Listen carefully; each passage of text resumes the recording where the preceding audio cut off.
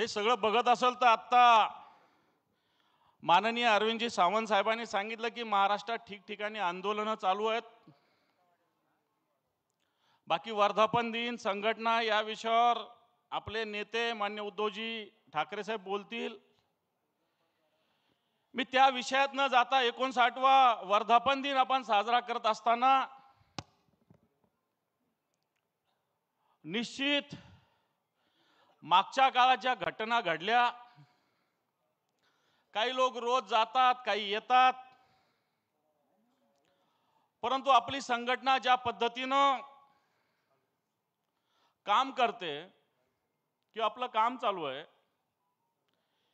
येण्या जाण्याने संघटनेत फरक पडणे असं मी म्हणणार नाही, परंतु 59 वर्षाची संघटना याला 2-3 वर्षाचे लोक कधी संपवू शकणार नाही हे तुम्हाला 100% सांगतो।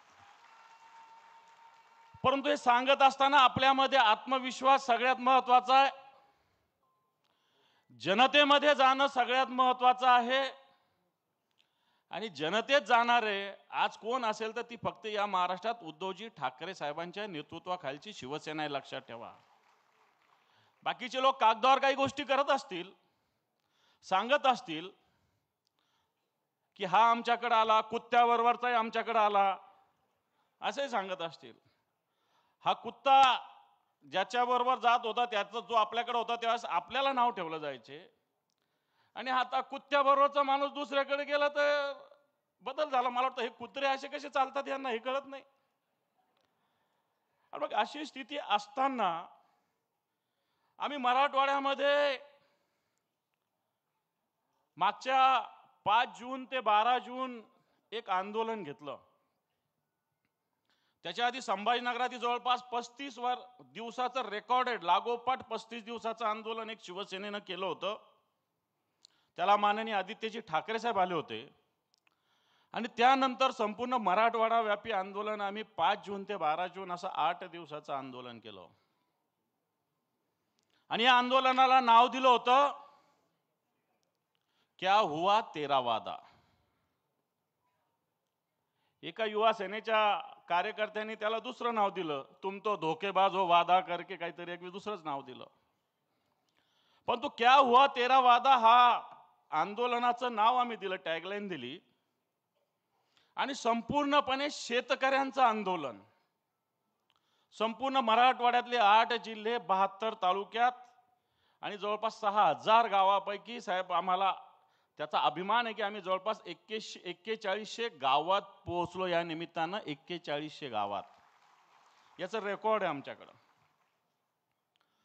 आम्ही आंदोलन मराठवाड्यात सुरू केलं असताना सिंपल आंदोलन केली, छोटी छोटीशी आंदोलनं केली, परंतु ही शेतकऱ्याला भावली आणि शेवटच्या टप्प्यात या आंदोलनात शेकडो नव्हे हजारो शेतकरी सहभागी झाले।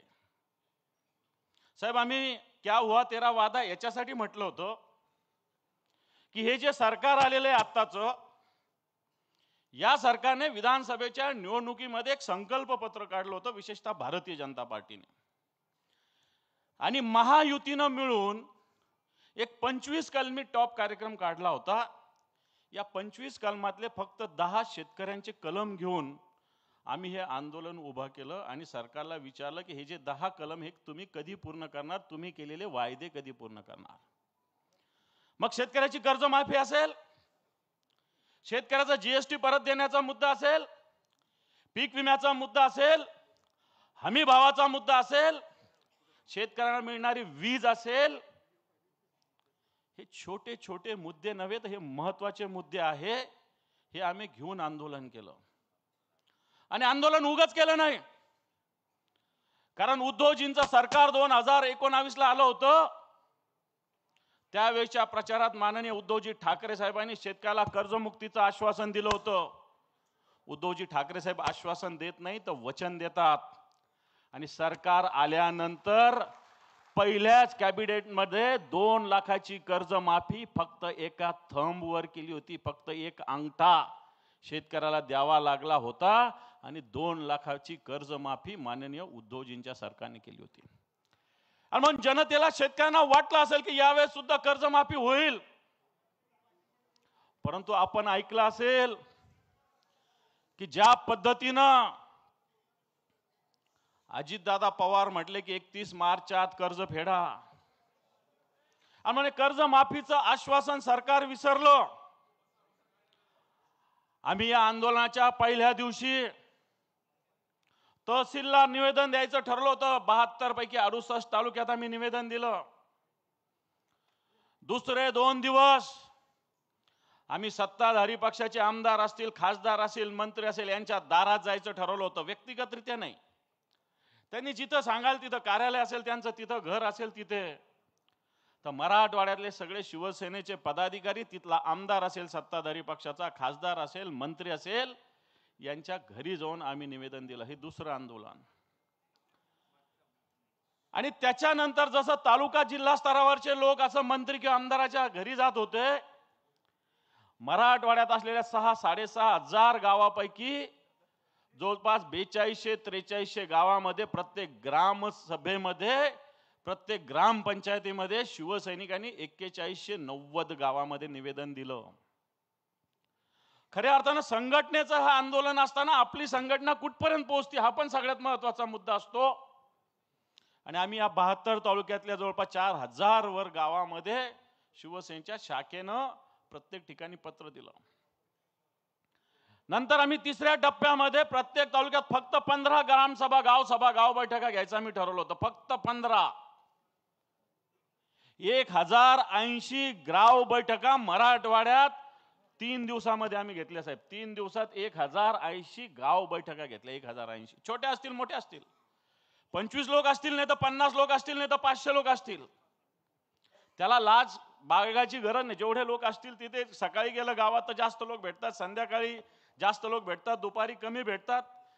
जे काय असेल त्या पद्धतीनं आम्ही 1080 गावात गेलो. नंतरचा टप्पा आला तालुका स्तरावर मोर्चा. आम्ही ट्रॅक्टर आणि बैलगाडीचे मोर्चे 72 तालुक्यात, जवळपास 64 तालुक्यामध्ये ट्रॅक्टर मोर्चे निघाले आणि 6 तालुक्यामध्ये बैलगाड्याचे आम्ही मोर्चे काढले. 2 तालुक्यात आंदोलनं झाली नाही. थोडक्यात संघटनेचे आंदोलन 70 तालुक्यात पूर्णपणे झालं. आणि शेवटच्या टप्प्यात आम्ही जिल्हा स्तरावर चक्काजाम आंदोलन करायचं ठरवलं होतं. सगळ्या जिल्ह्यामध्ये अशा पद्धतीनं शेकडो नव्हे हजारो शिवसैनिकांमध्ये हे आंदोलन झालं. हिंगोली नांदेडचे संपर्क प्रमुख थोरात आहेत, ते आले होते नांदेड आणि हिंगोलीच्या आंदोलनाला. बाकी तिथल्या सगळ्या जिल्हा प्रमुखांनी, तालुका प्रमुखांनी, आमदारांनी हे आंदोलन मोठ्या प्रमाणावर केलं. मी का सांगतोय, कारण अशा आंदोलनातून गाव पातळीच्या शिवसैनिकाला एक आंदोलन मिळालं.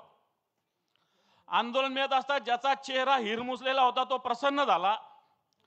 मला असं वाटतं येणाऱ्या काळात इथं नेते बसलेले, मी त्याच्यामध्ये आहे, की शिवसैनिकाला जर प्रोग्राम दिला ना, ते कोणाचाही प्रोग्राम करू शकतात. त्याला कार्यक्रम देण्याची गरज आहे फक्त, आपण त्याला कार्यक्रम देण्याची आवश्यकता आहे. आणि म्हणून हे आंदोलन मराठवाडा व्यापी होत असताना आम्ही 23 तारखेला सगळ्या बँकांकडे जाणार आहे. आता 23 तारखेला सोमवारच्या दिवशी ज्या ज्या बँका शेतकऱ्यांना कर्ज देतात या बँकांच्या मॅनेजरकडे जाणार आहे. शांततेत आंदोलन आहे. कारण 2-2 महिन्यापासून शेतकऱ्यांनी कर्जासाठी अर्ज केलेला आहे. अर्ज एक तर मंजूर करा, नाही तर रिजेक्ट करा. एकीकडे मुंबईत बसून मुख्यमंत्री, उपमुख्यमंत्री सांगतात की शेतकऱ्याचं सिबिल बघितलं जाणार नाही. सिबिल बघितल्याशिवाय एकही बँक कर्ज देत नाही. म्हणून शेतकरी आता अतिशय अडलेला आहे, नडलेला आहे. तुळजापूरला एक शेतकरी 3 दिवसापासून उपोषणाला बसलेला आहे. बीडला एका शेतकऱ्यांनी कालच्या दिवशी मुलीचं ऍडमिशन करायचंय त्याला, या मुलीच्या ऍडमिशनला पैसे नाही, त्यांनी एका बँकेच्या दारात गळफास घेतलेला आहे काल. अशा घटना होत असताना मला वाटतं शिवसेना स्वस्थ बसणार नाही. आणि म्हणून 23 तारखेला आम्ही बँकांची, प्रत्येक बँकात जाऊन धडकणार आहोत की शेतकऱ्यांची कर्ज मंजूर का होत नाही. सरकार खोटं बोलतंय, शेतकऱ्याची कर्जमाफी सरकार करत नाही. याच मुख्यमंत्र्यांनी सांगितलं होतं की शेतकरी सन्मान योजना 15,000 रुपये देऊ. वाटतं ग्रामीण भागातील जे शिवसैनिक आहेत त्यांना मी सांगतो की 6,000 केंद्राची येतात. राज्यांनी सांगितलं होतं, नमो योजना केली होती की केंद्राच्या 6,000 बरोबर राज्याचे 6,000 रुपये देऊ, मागच्या काळात राज्याचा 1 रुपया आलेला नाही. मला वाटतं ही जागृती गावोगाव आवश्यकता आहे. 1 रुपयात पीक विमा योजना बंद झालेली आहे शेतकऱ्याची. येणाऱ्या काळामध्ये 4 ट्रिगर होते विमा मंजूर व्हायचा, आता एकच ट्रिगर राहिलेलं आहे. मी सगळ्या ग्रामीण भागातील शिवसैनिकांना बसलेल्या पण आणि बाहेर पण ऐकत असतील त्यांना सांगतो की आता एकाच ट्रिगरने विमा मंजूर होणारे पीक कापणी प्रयोगावर वाटतं याच्या विरोधात सुद्धा आपल्याला लढा उभारावा लागणार आहे. हेच सरकार म्हटलं होतं की हा बळीराजा अन्नदाता बनेल ऊर्जादाता. साहेब हा मोठा विषय सगळ्या खासदारांच्या मी कानावर घालतो. ठिकठिकाणी गावोगाव सौर ऊर्जेसाठी पंतप्रधानाची योजना आहे. या योजनेतून गावोगाव 3 HP मोटारीला 22,500, 5 HP मोटारीला 32,500, 7 HP मोटारीला 42,500 रुपये जमा झालेले. प्रत्येक गावात या महाराष्ट्रातले 36 जिल्हे बघितले, 2 मुंबईचे सोडले, 34 जिल्ह्याचा जर हिशोब लावला, एकेका जिल्ह्यामध्ये 60,000, 70,000 ते 1 लाख शेतकऱ्यांनी ॲव्हरेज 25,000, 30,000 रुपये जरी भरले असेल तर या सरकारकडे 6,500 कोटी रुपये 1 वर्षानं शेतकऱ्याची जमा आहे. हा मोठा विषय आहे. 6,500, 6,500 कोटीच्या वर रक्कम सौर ऊर्जेसाठी शेतकऱ्याची जमा आहे. अजून साधं 1.5 लाख सौर ऊर्जेचा पंप द्यायचं सुद्धा टेंडर निघालेलं नाहीये. मी ग्रामीण भागातील शिवसैनिकाला सांगतो की लाईट मिळत नाही. मुंबईमध्ये 2 मिनिट वीज गेली तर टाइम्स ऑफ इंडियात बातम्या येतात. राज्याच्या देशाच्या मोठ्या मोठ्या याच्यात बातम्या येतात की 2 मिनिटं लिफ्ट बंद पडली तर शेतकऱ्याला 8 तास वीज दिली जाते, सांगितली जाते, 4-7 तास सुद्धा मिळत नाही, तेही रात्री. त्याचाही टाइम टेबल आहे, 10 ते 4, रात्री 10 ते 4 लाईट मिळते. आणि या 10 ते 4 मध्ये सुद्धा 1-1 तास 2-2 तास वीज जाते. आणि म्हणून हे सरकार म्हणलं होतं अन्नदाता बनेल ऊर्जादाता. ऊर्जादाता या शेतकऱ्याला बनवू दिलं जात नाही. उलट या शेतकऱ्याचे हजारो कोटी रुपये सरकारने ठेवलेले आहे. 9.5 लाख कोटी रुपयाचं, लाख कोटीचं कर्ज आज प्रत्येक या महाराष्ट्राच्या डोक्यावर आहे. आणि म्हणून बांधवांनो, हा शेतकऱ्याचा विषय आहे. शेतकऱ्याचं हे आंदोलन आहे. मी उगाच म्हटलो नाही की मुंबई ठाकरेंचीच, अरे हा महाराष्ट्र ठाकरेंचाच आहे. आज आपण गावोगाव हे आंदोलन पेटवण्याची आवश्यकता आहे. संघटना आदेश देईल न देईल, गाव पातळीवरचे शेतकऱ्यांचे विषय महत्वाचे आहे. आणि म्हणून मी आपल्याला आवाहन करेल की आमचा अनुभव सांगतो. मराठवाड्यातला आंदोलनाला प्रचंड प्रतिसाद मिळाला. हजारो लोक सहभागी झाले. गावोगावातले शेतकरी आले. गाव बैठकामध्ये येऊन शेतकऱ्यांनी बोलायला सुरुवात केली, आपापली भूमिका मांडायला सुरुवात केली. वाटतं येणाऱ्या काळामध्ये आपल्याला जावं लागेल. निवडणुका येतात, निवडणुका जातात. शिवसेना ही 80% समाजकारण करणारी संघटना आहे, फक्त निवडणुका जिंकणारी किंवा हरणारी संघटना नाही. म्हणून येणाऱ्या काळामध्ये मला असं वाटतं हा शेतकऱ्यांचा विषय घेऊन मराठवाड्यात नव्हे तर महाराष्ट्रात आपल्याला लढा द्यावा लागेल. बँकांच्या विरोधात रस्त्यावर उतरावं लागेल. पीक विमा कंपन्यांकडे 2-2, 3-3 वर्षाचा विमा पडलेला आहे.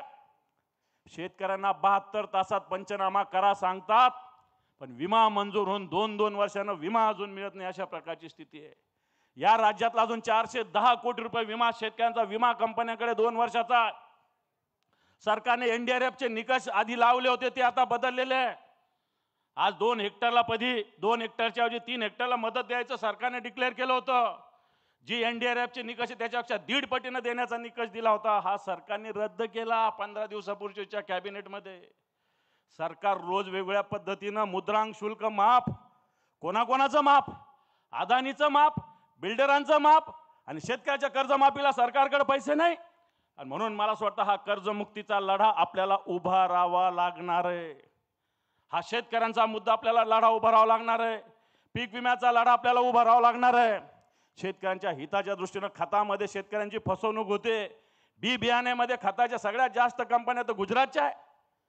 आणि म्हणून या सगळ्या विरुद्ध लढा मराठवाड्यात शिवसेनेने उभा केला. हा लढा आता सुरुवातीचा होता, हा लढा व्यापक स्वरूप द्यायचा आहे. मी सगळ्यांना आवाहन करेल, मी माननीय सगळ्या नेत्यांना आवाहन करेल की हा लढा महाराष्ट्रात गेला पाहिजे, महाराष्ट्रातल्या गावगावात गेला पाहिजे. आणि येणाऱ्या काळामध्ये पुढच्या वेळेस बॅनर लागलं पाहिजे, मुंबई ठाकरेंचीच नाही तर महाराष्ट्रात ठाकरेंचाच. आणि येणाऱ्या काळात हा संकल्प आपण सगळे मिळून करू, एवढंच सांगतो आणि थांबतो. धन्यवाद. जय हिंद, जय महाराष्ट्र.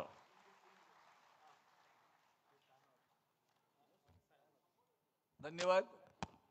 व्यासपीठावर शिवसेनेचे सर्व ज्येष्ठ निष्ठावंत नेते आदरणीय सुभाष देसाई साहेब, संजय राऊत साहेब, दिवाकर रावते साहेब, अनंत गीते, चंद्रकांत खैरे, भास्कर जाधव, अनिल देसाई, विनायक राऊत, अनिल परब, राजन विचारे, अंबादास दानवे, मिलिंद नार्वेकर, सगळे सचिव, सूरज चव्हाण, साईनाथ दुर्गे, सुधीर साळवी, पराग डाके, सुप्रदा फातर्पेकर ही सगळी मान्यवर मंडळी व्यासपीठावर बसली आहेत. आणि आत्ता आपल्या समोर एक सादर केलं जाणार आहे. परेश दाभोळकर नावाचा एक कार्यक्रमाचा सूत्रसंचालक आहे. त्याने अलीकडच्या काळामध्ये मराठी माणसांबद्दल एक अतिशय अप्रतिम, जेव्हा स्थानिक लोकाधिकार समिती महासंघाच्या वतीनं मराठी भाषा दिन साजरा केला त्यावेळेला मराठी माणसांच्या काळजाला हात घालणारं असं एक वक्तव्य केलं. ते आपल्यासमोर सादर करतील परेश दाभोळकरांचं. आपण व्हिडिओ क्लिपिंग त्याची लावावी. धन्यवाद.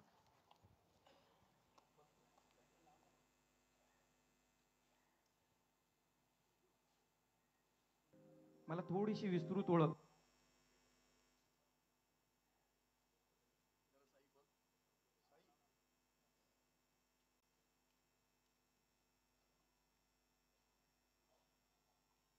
आमच्या सर्वांचीच उद्धवजी आपल्यासोबत करून द्यायची आहे. आणि तेवढ्याचसाठी सांगेन, मी मराठी माणूस आहे. होय उद्धवजी, मी मराठी माणूस आहे. बाळासाहेब गेल्यानंतर मनातून ज्याला पितृछत्र हरवलं असं वाटलं ना, मी तो मराठी माणूस आहे. घाईघाईनं कोविडच्या लॉकडाऊनला जाहीर केल्यानंतर ज्या माणसानं तासाभरामध्ये टीव्ही स्क्रीनवर येऊन माझं कुटुंब या संकटामध्ये तग धरून उभं राहील अशी संजीवनी आपल्या शब्दातून मला दिली ना, त्या कुटुंब प्रमुखांना कुटुंब प्रमुख मानणारा, होय मी मराठी माणूस आहे. होय मी मराठी माणूस आहे. तुमचं मुख्यमंत्री पद जेव्हा घोषित झालं ना उद्धवजी, तेव्हा ज्याच्या घरामध्ये दिवाळी साजरी झाली ना, आनंद झाला, रस्त्यावरती ज्यांनी फटाके वाजवले ना, तो मी मराठी माणूस आहे. जेव्हा कोविड काळ आला तेव्हा घरामध्ये कामधंदा नसल्यामुळे अन्न नव्हतं, पण तुमच्याच पक्षाच्या माध्यमातून जे किट आलं ते अन्न शिजवून, किंवा ज्याच्याकडे ती व्यवस्था नव्हती पण त्यातूनही जो शिवभोजन जेवून रात्री ढेकर देऊन तृप्तीनं झोपला ना, तो मी मराठी माणूस आहे. मुंबईत कितीही बिकट परिस्थिती आली तरी छातीचा कोट करून माझ्या कुटुंबासमोर उभा राहून माझ्या कुटुंबाचं संरक्षण शिवसेना करेल हा विचार करणारा मी मराठी माणूस आहे.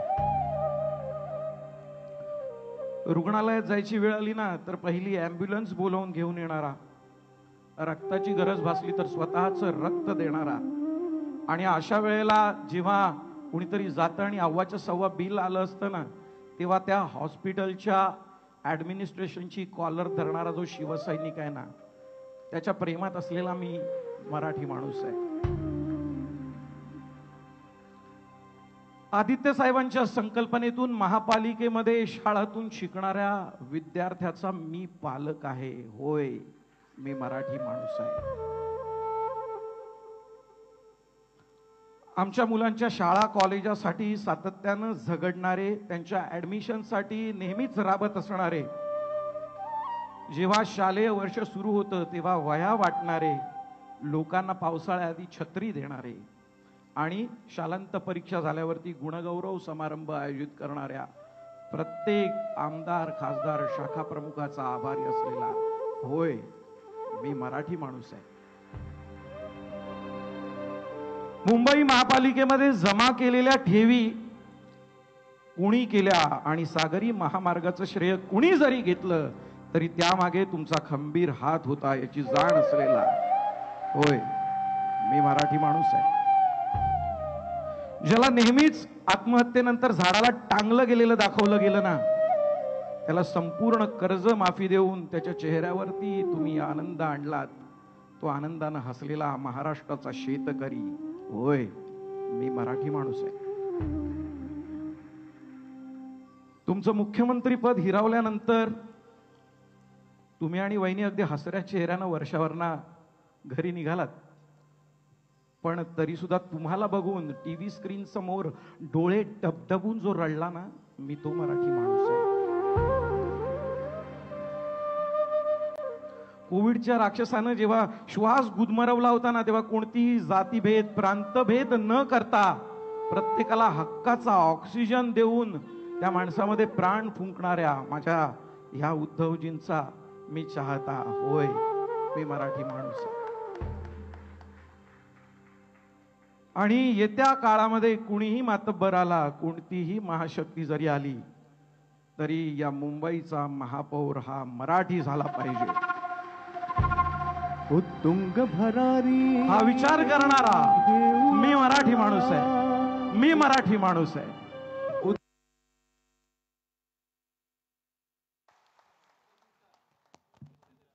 अंतर्मुख करायला लावणारं तरीही चैतन्यमयी असं परेश दाभोळकरचं हे वक्तव्य आपल्या हृदयाचा ठाव घेणारं होतं. त्या परेश दाभोळकरांसाठी पुन्हा एकदा जोरदार टाळ्या वाजवा.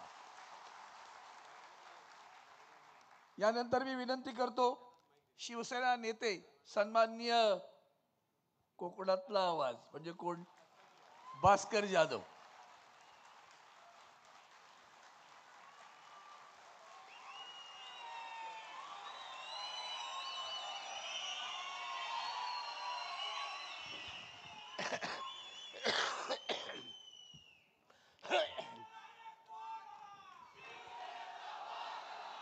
छत्रपती शिवराय, हिंदू हृदय सम्राट, शिवसेना प्रमुख माननीय बाळासाहेब ठाकरे, आपल्या पक्षाचे पक्षप्रमुख आणि महाराष्ट्र राज्याचे माजी मुख्यमंत्री आदरणीय उद्धवसाहेब ठाकरे, आपल्या शिवसेनेचे नेते आणि युवा सेना प्रमुख श्री आदित्यजी ठाकरे, व्यासपीठावर उपस्थित असलेले शिवसेनेचे ज्येष्ठ नेते आदरणीय देसाई साहेब, आदरणीय रावते साहेब, आदरणीय राऊत साहेब, गीते साहेब, खैरे साहेब आणि सर्वच मान्यवर मंडळी आणि मोठ्या संख्येनं उपस्थित असलेल्या सहकारी बांधवांनो, भगिनींनो आणि मित्रांनो,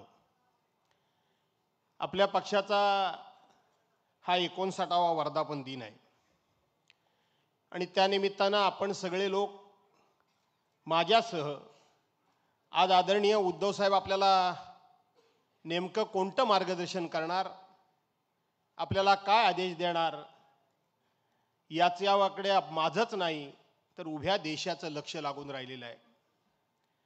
गेल्या ह्या 4-2 महिन्यामध्ये देशामध्ये ज्या काही घटना घडलेल्या आहेत त्या घटनेसंदर्भामध्ये नक्कीच उद्धव साहेब या ठिकाणी भाष्य करतील आणि त्यांनी केलंच पाहिजे. कारण शेवटी उद्धव साहेबांचं भाषण, उद्धव साहेबांचं भाष्य आणि सामना पेपरमध्ये राऊत साहेबांनी लिहिलेले अग्रलेख याच्यावर देशामधल्या विविध चॅनलवर त्या ठिकाणी चर्चा होतात. तो लेख म्हणजे शिवसेनेचं मत, शिवसेना पक्षप्रमुख यांचं मत, अशा अर्थानं त्या ठिकाणी प्रत्येक वाक्याचा आणि प्रत्येक शब्दाचा त्या ठिकाणी अर्थ आणि अर्थ त्या स्क्रीनवर दाखवला जातो आणि त्याच्यावर चर्चा संवाद होत असतात. बांधवांनो, भगिनीनो, गेल्या 2.5, 3, 4 वर्षामध्ये आपल्या शिवसेनेवर अनेक प्रकारची संकट आली. 35 वर्ष ज्यांच्याबरोबर मैत्री झाली, ज्यांचा महाराष्ट्रामध्ये नामोल्लेख सुद्धा नव्हता, लवलेश सुद्धा नव्हता, ते शिवसेनेच्या करंगळीला धरून केवळ महाराष्ट्राचे राज्यकर्ते झाले नाहीत तर देशाचे राज्यकर्ते झाले. देशाचे राज्यकर्ते झाल्यानंतर ज्या मित्रामुळं, ज्यांच्या विचारांमुळं, ज्यांनी पहिल्यांदा या देशामध्ये हिंदुत्वाची भूमिका मांडली, त्या शिवसेनेमुळं आज आपण देशाच्या तख्तावर बसलेलो आहोत, देशाच्या गादीवर बसलेलो आहोत.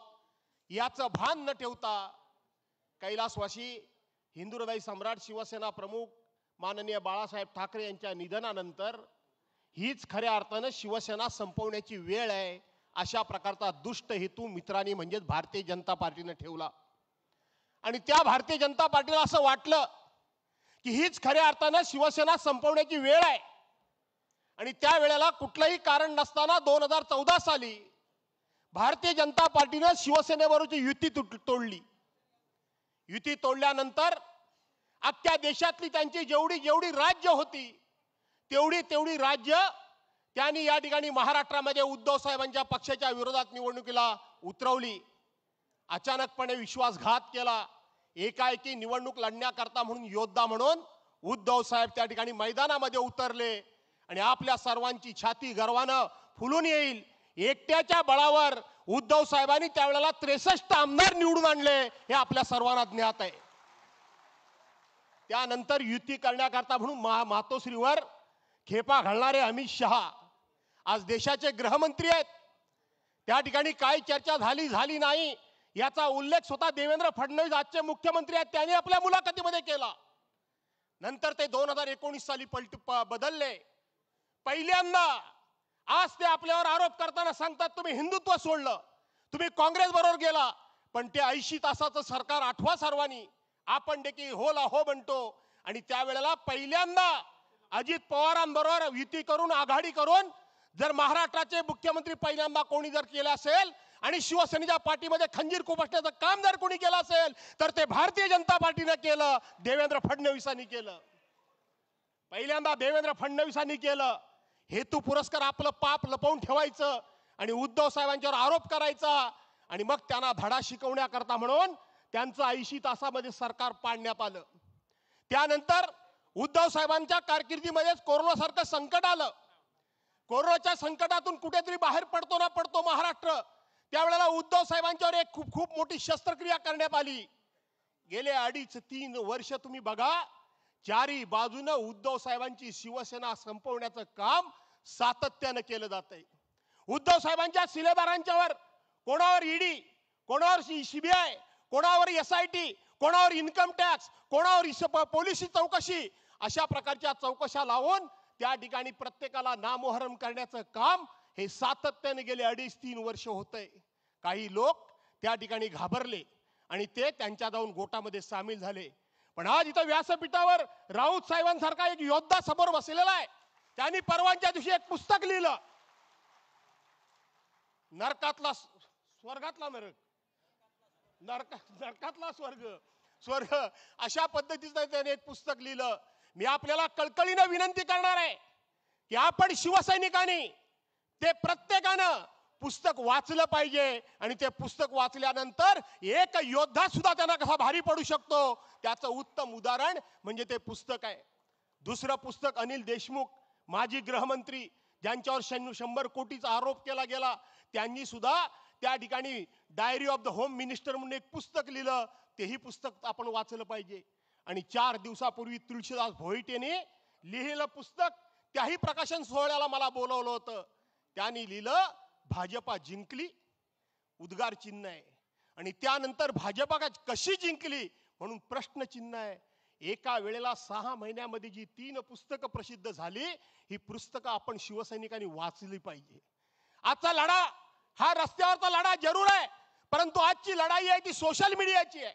आजची लढाई आहे ती बुद्धीची लढाई आहे आणि बुद्धीची लढाई ही आपल्याला बुद्धीनंच लढून जिंकावी लागणार आहे. आणि म्हणून अशा पद्धतीचं वाचन आणि अभ्यास आपण सर्वांनी केला पाहिजे. चारी बाजूने उद्धव साहेबांना घेरण्याचा प्रयत्न झाला, पण आपल्याला अभिमान वाटतो की सगळ्या बाजूने असा उद्धव साहेबांना त्या ठिकाणी नामोहरम करण्याचा प्रयत्न केला, त्यांना गुडघ्यावर आणण्याचा प्रयत्न केला, त्यांना खच्ची करण्याचा प्रयत्न केला, त्यांच्या कुटुंबापासून नाना तऱ्हेचे आरोप करून त्यांना नामोहरम करण्याचा प्रयत्न केला.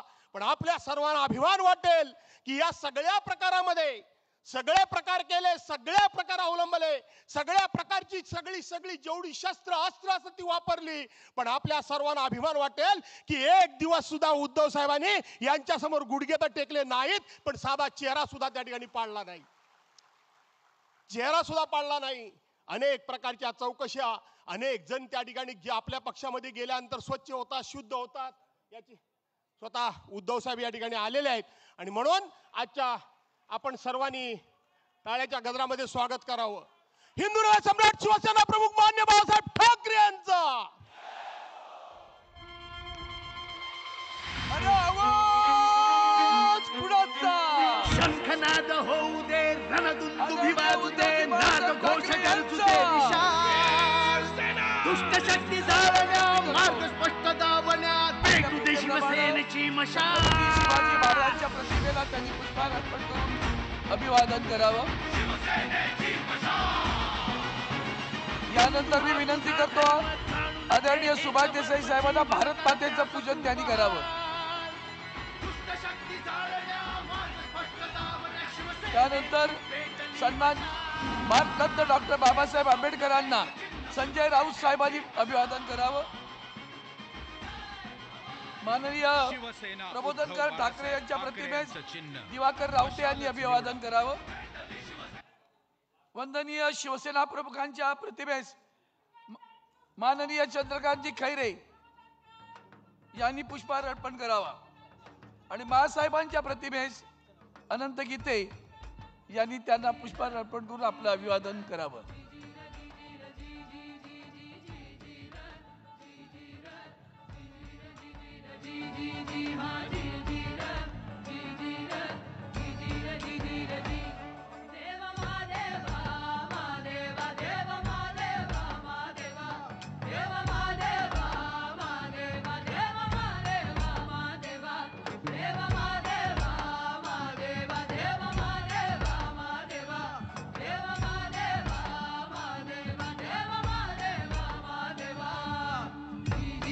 यानंतर शिवसेनेचे युवासेना प्रमुख माननीय आदित्यजी ठाकरे साहेब यांचं सुद्धा जोरदार टाळ्यांच्या गजरात स्वागत करा.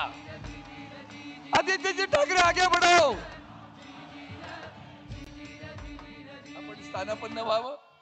मी या विभागाचे विभाग प्रमुख सन्माननीय शिंदे यांना विनंती करतो विभागाच्या वतीनं त्यांनी आदरणीय उद्धवजींचं स्वागत करावं. प्रमोद शिंदे हे विभाग प्रमुख आहेत. आदरणीय उद्धवजींचं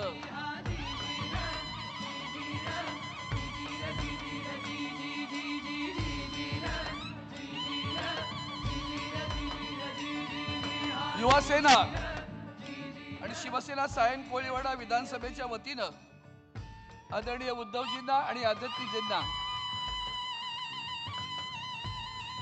आदरणीय उद्धवजी आणि आदित्यजींचे युवा सेनेच्या वतीने स्वागत होईल.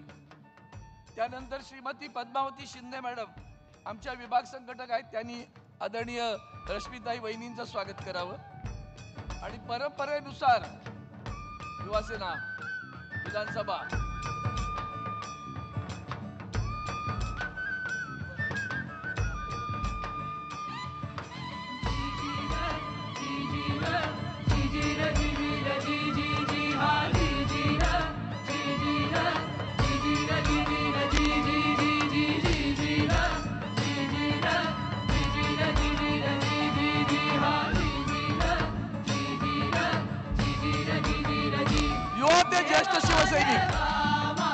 ज्येष्ठ शिवसैनिक सगळे इथे आदरणीय उद्धवजींचं जोरदार स्वागत करत आहेत.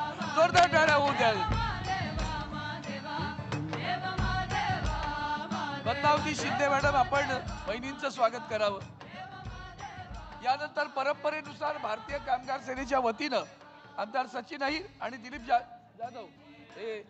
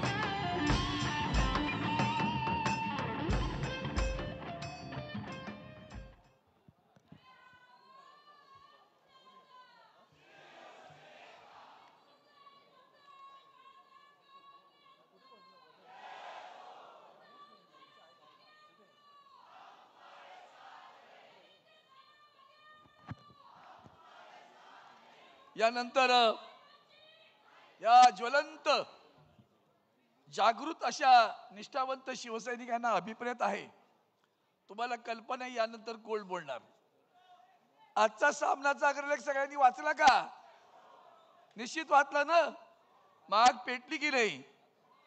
एवढे सगळे अन्याय होऊन सुद्धा ज्यांची लेखणी आणि वाणी अशी काही परचत असते की ती रोज जबरदस्त धमाका उडवते, असे शिवसेनेचे नेते आदरणीय संजय राऊत साहेब यांना विनंती करतो की त्यांनी आता संबोधावं.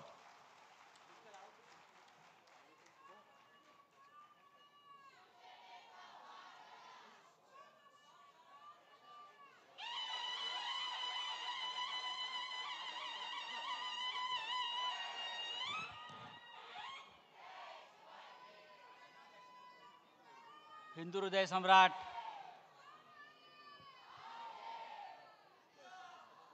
शिवसेना प्रमुख माननीय बाळासाहेब ठाकरे यांना अभिवादन करतो. या शिवसेनेचं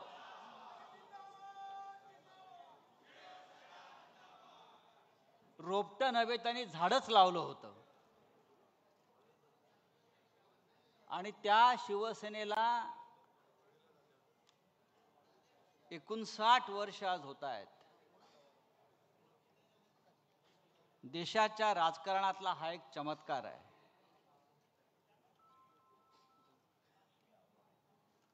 सन्माननीय शिवसेना पक्षप्रमुख उद्धवजी ठाकरे, युवासेना प्रमुख आदित्यजी ठाकरे, व्यासपीठावरील सर्व शिवसेनेचे मान्यवर नेते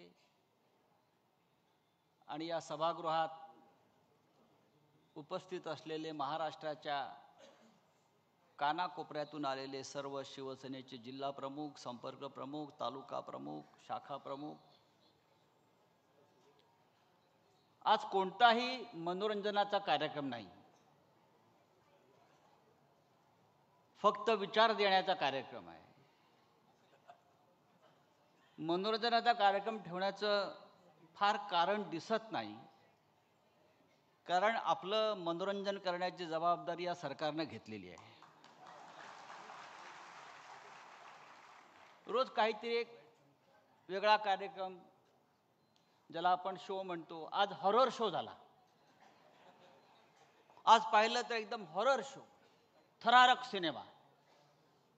कोणीतरी एक मंत्री एका अघोरी बाबासह बसलेला आहे, उघडा बंब टॉवेलवर. त्या अघोरी बाबाच्या हातात कवटी आहे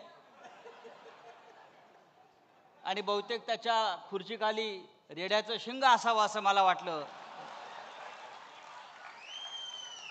आणि बराच वेळ ती अघोरी विद्येचा कार्यक्रम सुरू होता. मला वाटलं एकेकाळी आमच्या कॉलेज जीवनामध्ये एक रामसे ब्रदर्स होते, रामसे ब्रदर्स. ते असे हॉरर सिनेमे काढायचे आणि आम्हाला भीतीच वाटत नव्हती. तर सकाळी हॉरर सिनेमा पाहिला. या हॉरर सिनेमाचे कलाकार, निर्माते, दिग्दर्शक, त्यांचा सुद्धा आज एक कार्यक्रम कुठेतरी सुरू आहे, हॉरर कार्यक्रम डोममध्ये. या महाराष्ट्रामध्ये इतके आता कार्यक्रम होत आहेत मनोरंजनाचे, तर उद्धव साहेबांनी ठरवलं की आपल्याला अशा कार्यक्रमाची गरज नाही, आपण थेट विचार देऊया. 59 वर्षाच्या शिवसेनेला सातत्यानं जर कोणता कार्यक्रम बाळासाहेबांनी दिला असेल तर तो या राज्याला आणि देशाला विचार देण्याचा.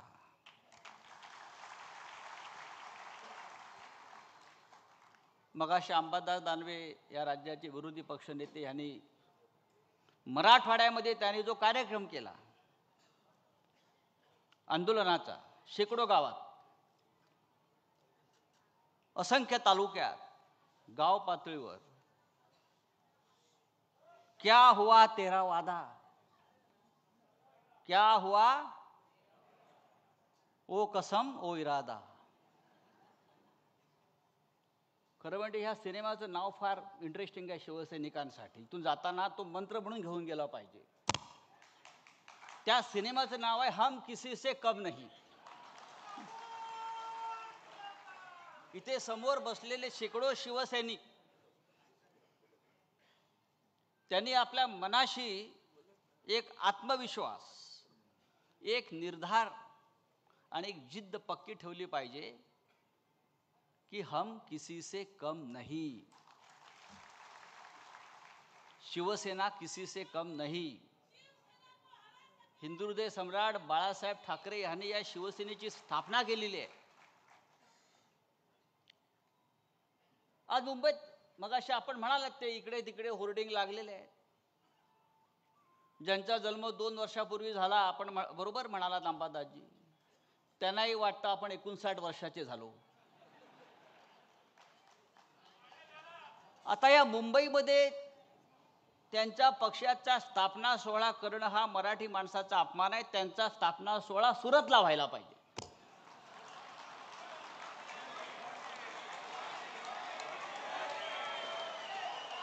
मुंबईत शिवसेनेची स्थापना झाली शिवतीर्थावर बाळासाहेब ठाकरेंनी, उद्धवसाहेब ठाकरेंनी. तुमचा पक्ष स्थापन झाला गुजरातमध्ये आणि तुम्ही बाळासाहेब ठाकरेंचा फोटो कसा काय लावू शकता? तुमच्या पक्षाचे प्रमुख आहेत अमित शहा. तुमच्या पक्षाचे प्रमुख अमित शहा आहेत, तुम्ही अमित शहांचा फोटो लावा, वाटल्यास नरेंद्र मोदींचा लावा, आमची काही हरकत नाही. तुम्ही बाळासाहेब ठाकरेंचा फोटो 2 वर्षापूर्वी शिवसेनेची तुमच्या काय गटाची स्थापना झालेली आहे.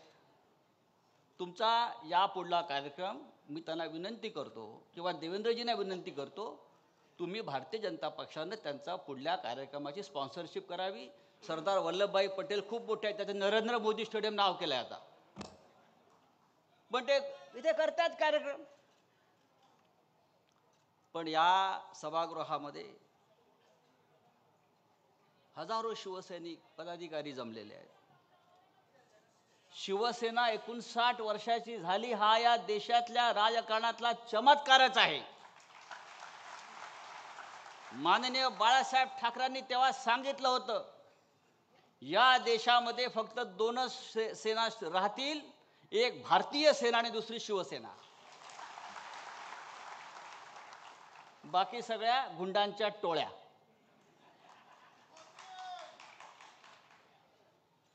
– 59 वर्षाची शिवसेना ही आजही विचारानं तरुण आहे.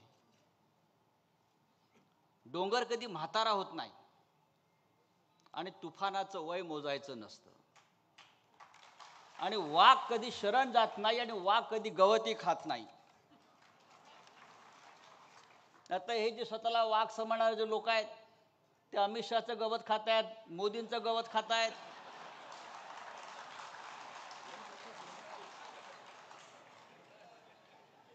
आम्ही असे नाही. मी जेव्हा म्हणतो की शिवसेना या देशाच्या राजकारणातला सगळ्यात जुना पक्ष आहे, सगळ्यात जुना पक्ष कोणता असेल अनुभवी, तर हा रावते साहेब आपला बाळासाहेब ठाकरेंनी स्थापन केलेली शिवसेना. जेव्हा शिवसेना या महाराष्ट्रात गर्जना करत होती, लढाया लढत होती, संघर्ष करत होती मराठी माणसासाठी आणि हिंदुत्वासाठी, तेव्हा आजचे सगळे पक्ष हे पाळण्यामध्ये होते. भारतीय जनता पक्षाचा जन्म 1980 साली झालाय. राष्ट्रीय काँग्रेस ज्याला इंदिरा काँग्रेस जी होती त्या काँग्रेसचा जन्म 1976 साली झाला. पवार साहेबांचा राष्ट्रवादी काँग्रेस 1999 साली जन्माला आली. बाकी सर्व पक्ष या देशातले हे शिवसेनेच्या स्थापनेनंतर जन्माला आले आणि शिवसेना हा एकमेव पक्ष आज आहे असा की त्या पक्षानं आज 59 उन्हाळे, पावसाळे, वादळ, तुफान अंगावर झेललेले आहेत आणि त्यातून आम्ही अत्यंत खंबीरपणे उभे आहोत. आमच्या जीवनातला संघर्ष कधी संपला नाही. संघर्ष आमचा ऑक्सिजन आहे, संघर्ष आमचा प्राणवायू आहे. याचं कारण असं आहे, हा पक्ष भ्रष्टाचाराच्या आणि ठेकेदारांच्या पैशावर उभा राहिला नाही, तर शिवसैनिकांच्या रक्तावर, घामावर आणि संघर्षावर उभा राहिलेला आहे. गेल्या 4 वर्षात काय कमी संकट आली? पण असंख्य संकट आली गेल्या 59 वर्षात, 60 वर्षामध्ये. शिवसेना प्रमुखांच्या डोळ्यासमोर त्यांनी घडवलेली माणसं सोडून गेली. माननीय उद्धव साहेबांनी ज्याला मोठी मोठी पदं दिली ते सोडून गेले. माननीय बाळासाहेब असतील, माननीय उद्धवजी असतील. मी नेहमी सांगतो, आपण माकडांची माणसं केली. ठाकरेंनी माणसांची माकडं केली. त्या माणसांना माकडांची माणसं केली. त्या माणसांना सरदार सुद्धा आपणच बनवलं आणि त्या सरदाराने आमच्या पाठीमध्ये घाव घातलेले आहे. हे आम्ही सातत्याने पाहतो. आणि इतक्या हल्ल्यानंतर सुद्धा ही शिवसेना कधी झुकली नाही, वाकली नाही, कुणाच्या चरणाशी बसली नाही. नाहीतर या भूतलावरती असे अनेक नेते 56 इंच छातीवाले, एक ट्रम्पचा फोन येतो आणि सरेंडर होतात.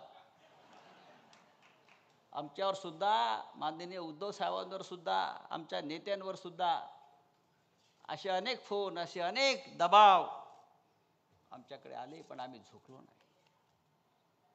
सरेंडर होने का काम नरेंद्र और देवेंद्र का है, हमारा नहीं है. हम लढने वाले लोग हैं. या देशात काय चाललंय? भारतासारख्या महान देशात जो काश्मीर आपला एक महत्वाचा आमचं अंग आहे देशाचं, महाराष्ट्रासह देशातले असंख्य पर्यटक जातात पहलगावमध्ये. तिथे 4 अज्ञात लोक शस्त्र घेऊन येतात, बंदुका घेऊन येतात, धर्म विचारतात आणि धर्म विचारून आमच्या 26 माय भगिनींचं माथ्यावरचं कुंकू पुसतात, सिंदूर उजाड करतात. अख्ख्या देशामध्ये हलकल्लोळ माजतो, हाहाकार माजतो, आक्रोश होतो. पण त्या पहलगावच्या हल्ल्याला 2 महिने होऊन गेले तरी त्या 4 अतिरेक्यांचा शोध हे 56 इंचाचं सरकार घेऊ शकलं नाही. कुठे गेले ते 4 अतिरेकी? कुठे गेले ते 4 दहशतवादी? तुम्ही पाकिस्तानवरती बॉम्ब टाकलात, मिसाईल टाकलं, सगळं केलं, दाखवलं, मग माघार घेतली. पण मुख्य प्रश्न कायम आहे. ते 4 अतिरेकी ज्यांनी आमच्या माय भगिनींचं कुंकू पुसलं, ते जमिनीत गडप झाले, हवेत अदृश्य झाले, आकाशात गेले, पाताळात गेले. गेले कुठे याचा शोध या देशाच्या गृहमंत्र्यांना अजून घेता आला नाही. आणि तुम्ही आम्हाला शौर्याच्या आणि राष्ट्रभक्तीच्या गोष्टी सांगता. कशा करता? उद्धव साहेबांचं मला अभिनंदन करायचं आहे. ऑपरेशन सिंदूर सुरू झालं, देशावर हल्ला झाला. उद्धवजींनी सगळ्यांना आम्हाला सांगितलं, खासदारांना सांगितलं, नेत्यांना सांगितलं, हा देशावरचा हल्ला आहे, हे देशावरचं संकट आहे. आपल्यातले सगळे मतभेद विसरून सरकार जी कारवाई करते आहे, जी कृती करते आहे, आपण त्यांच्या मागे ठामपणे उभं राहायला पाहिजे. हीच आपली राष्ट्रभक्ती आहे. आणि आम्ही सगळे त्या पद्धतीनं काम करायला लागलो. पण राजकारण कोणी सुरू केलं या हल्ल्याचं? तर भारतीय जनता पक्षानं सुरू केलं. ऑपरेशन सिंदूरच्या नावाखाली आज मतं मागितली जात आहेत. ही आमच्या माय भगिनींचा पुसलेला कुंकवाचा अपमान आहे, मी आपल्याला सांगतो. आम्हाला असं वाटलं की मोदींनी आता लढण्याची जी सुरुवात केली आहे पाकिस्तानबरोबर, आता पाकिस्तानचे 4 तुकडे करूनच आमचं सैन्य मागे येईल. आता इस्लामाबाद, कराची, लाहोर, बलुचिस्तानवरती तिरंगा फडकवून आमचं सरकार मागे येईल. पाकिस्तानातील सगळे दहशतवादी अड्डे उद्ध्वस्त करून आमचं सरकार, आमचं सैन्य मागे येईल, शांत राहील. पण काय दुर्दैव या देशाचं. आमचं सैन्य आक्रमण पुढे पुढे जात असताना, हवाई दल हल्ले करत असताना अमेरिकेतून एक फोन येतो प्रेसिडेंट ट्रम्पचा, आणि त्या एका फोन नंतर हा भारत दहशतवादाविरुद्धची लढाई थांबवतो आणि माघार घेतो आणि ही माघार का घेतली हे नरेंद्र मोदी आजही आम्हाला सांगू शकलेले नाही. आणि आज तेच प्रेसिडेंट ट्रम्प पाकिस्तानच्या लष्कर प्रमुखाला त्याच्या व्हाईट हाऊसमध्ये जेवायला बोलवतात, डिनरला बोलवतात आणि बोलतात आय लव्ह पाकिस्तान. हे नरेंद्र मोदींचे मित्र. आणि आम्हाला राष्ट्रभक्ती शिकवताय, आम्हाला हिंदुत्व शिकवताय, आमच्या हिंदुत्वावरती तुम्ही प्रश्नचिन्ह उभा करता, आमच्या राष्ट्रभक्तीवरती प्रश्नचिन्ह निर्माण करता. या देशामध्ये डी कंपनीचं राज्य सुरू आहे. डी कंपनीचं राज्य सुरू आहे. दिल्लीमध्ये डी म्हणजे डरपोक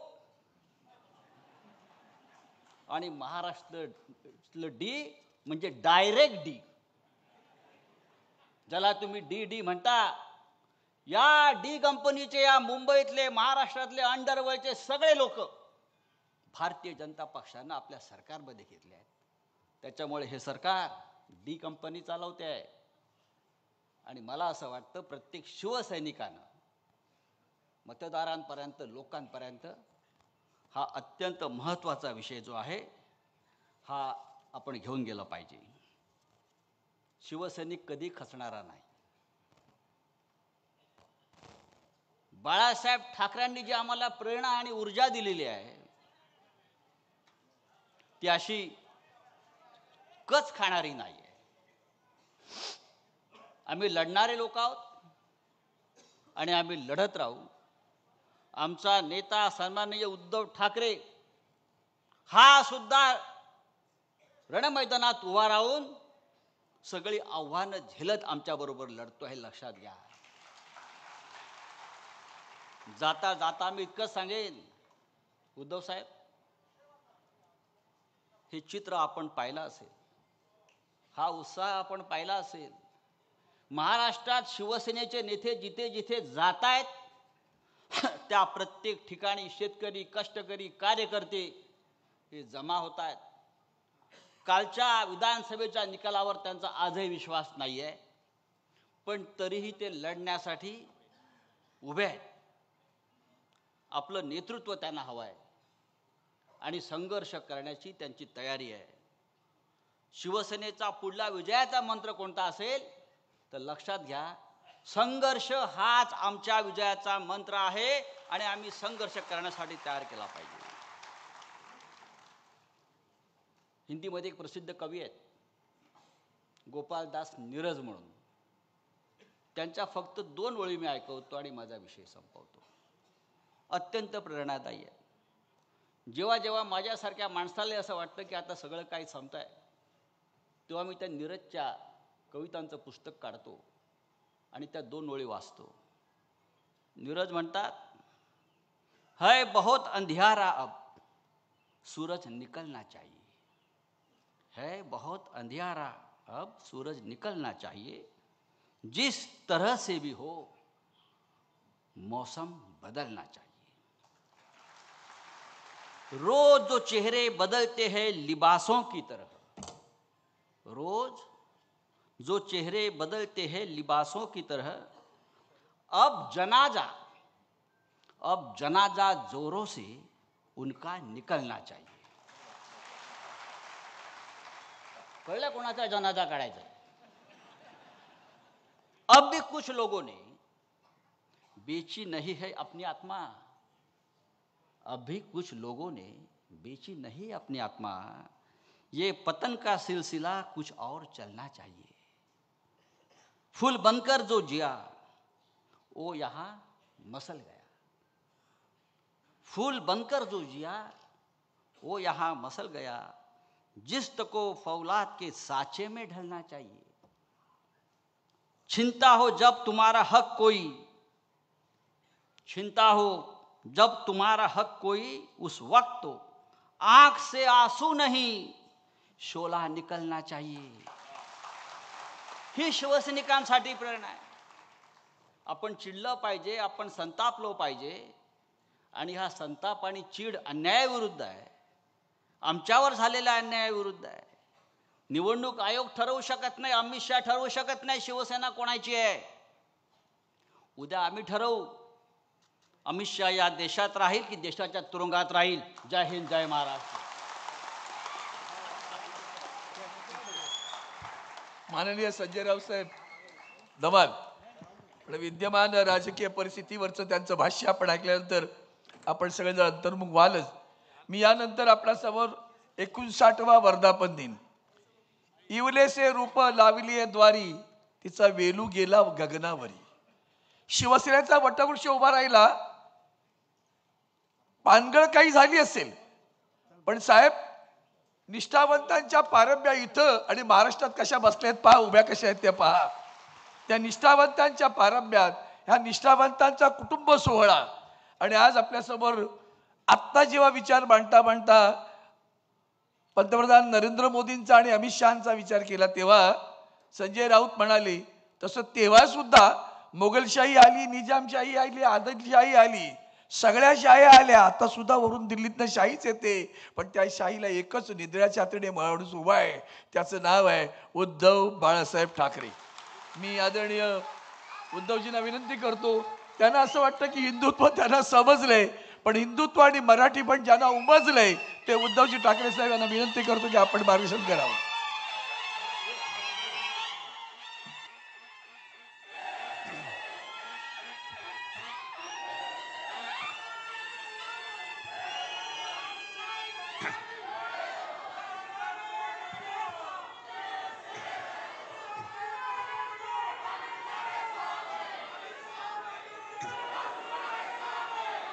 जमलेल्या माझ्या तमाम हिंदू बांधवांनो, भगिनींनो आणि मातांनो,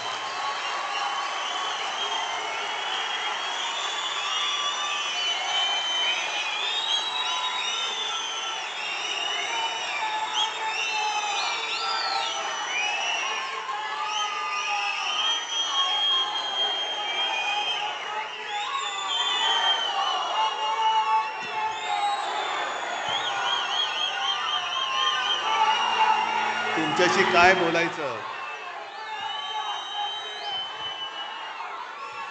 हा मला प्रश्न पडलाय. आणि हे जे काही चित्र आहे, हे वातावरण आहे,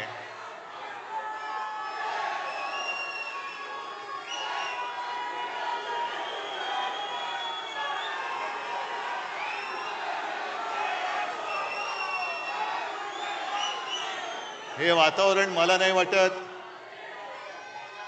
कोणाच्याही नशिबात किंवा भाग्यामध्ये असं प्रेम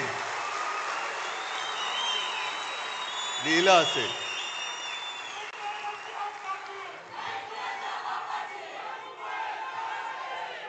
अर्थात ही माझी पुण्याई नाही, ही माझ्या पूर्वजांची पुण्याई आणि तुमच्या सगळ्यांचं आतोनात प्रेम. मला वाटतं मी आता यापुढे भाषण केलं नाही आणि नुसतं आता तुम्ही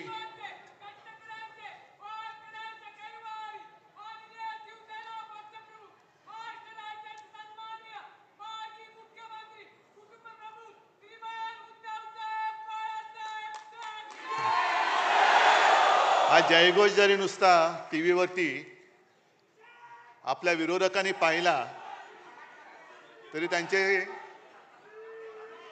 नॅपकिनसह सगळे कपडे ओले होतील.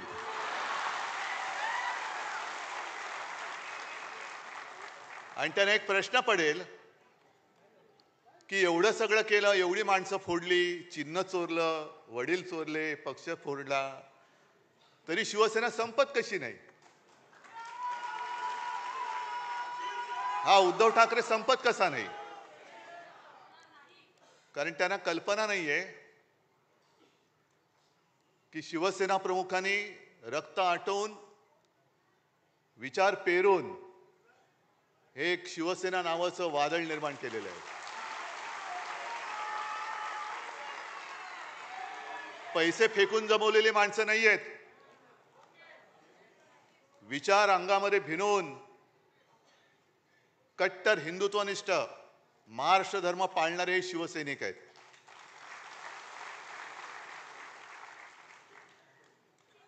आणि मी पहिल्या प्रथम तुम्हाला सगळ्यांना वर्धापन दिनाच्या शुभेच्छा देतो. 59 वर्ष झाली हे हा जल्लोष पाहून कोणाचा विश्वास बसणार नाही. कारण शिवसेना आज सुद्धा तरुणच आहे आणि नेहमी शिवसेना ही तरुणच राहणार आहे. जो उल्लेख संजय राऊत आपण केला, पहिला मेळावा हा शिवतीर्थावरती झाला होता. प्रचंड शिवाजी पार्क भरलं होतं. म्हणजे आता जे काय म्हणजे पैसा फेको तमाशा देखो असं आता होणार आहे तिकडे, चोरांचा बाजार. तसं तेव्हा काहीच नव्हतं. म्हणजे तुम्हाला सगळ्यांना कल्पना आहे की काही जणांनी शिवसेना प्रमुखांना सांगितलेलं की एकदम शिवाजी पार्कात सभा घेण्याचा मूर्खपणा करू नका. पहिला एक हॉल घ्या, मग एक मैदान घ्या, मग हळूहळू टप्प्याने शिवाजी पार्क. शिवसेना प्रमुख म्हणाले काय व्हायचं ते होईल, एकतरी लोक तरी वेडे नाही तर मी तरी वेडा. दोघंही वेडे ठरले नाहीत आणि शिवाजी पार्क तुडुंब भरून ओसंडून वाहत होतं. माझे आजोबा व्यासपीठावरती होते, शिवसेना प्रमुख होते आणि मी माझ्या माच्या मांडीवरती समोर मैदानात बसलो होतो मांडी घालून. म्हणजे आज ज्यांना काही दाढी फुटल्या आणि दाढी खाजवत आहेत ते कुठे असतील मला कल्पना नाही.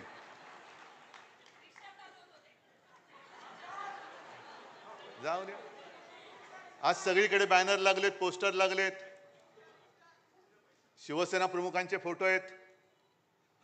मला खरंच कीव येते की जे आपला बाप बदलतात आणि राजकारणात ज्यांना पोरं होत नाहीत, मी राजकारणात म्हणतोय, अशी लोक जेव्हा आपल्या घराणेशाहीवरती टीका करतात तेव्हा मला त्यांची कीव येते. अरे तुला होत नाही राजकारणात पोरं, आम्हाला आम्ही काय करू, घे आमच्याकडे आहेत, घ्यायची तर घे. किती पाहिजेत? कारण भारतीय जनता पक्ष असाच आहे.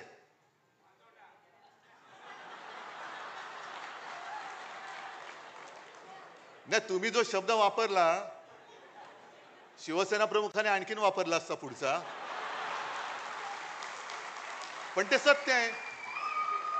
आपण सत्य नाकारतो का कधी? त्याच्यामुळे हे सत्य त्यांनी स्वीकारलं पाहिजे की त्यांना आजपर्यंत कधी पोरं नाही झाली म्हणून दुसरे नेते हे स्वीकारायचे, ते मोठे करायचे. म्हणजे दुर्दैव असं की ज्या सरदार वल्लभभाई पटेलांनी संघावरची बंदी आणली होती, त्याच पटेलांना नेता म्हणून त्यांचा जगातला सर्वोत्तम म्हणजे सगळ्यात उंच पुतळा बांधण्याची पाळी यांच्यावरती आली. हे यांचं कर्तृत्व.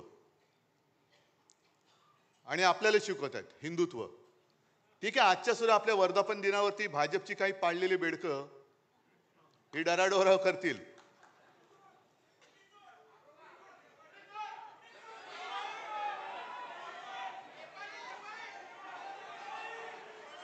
मी आणखीन काय बोलण्याची गरज आहे त्याच्यावर? कारण ह्याच हॉलमध्ये शिवसेना प्रमुखांचं ते गाजलेलं भाषण आहे,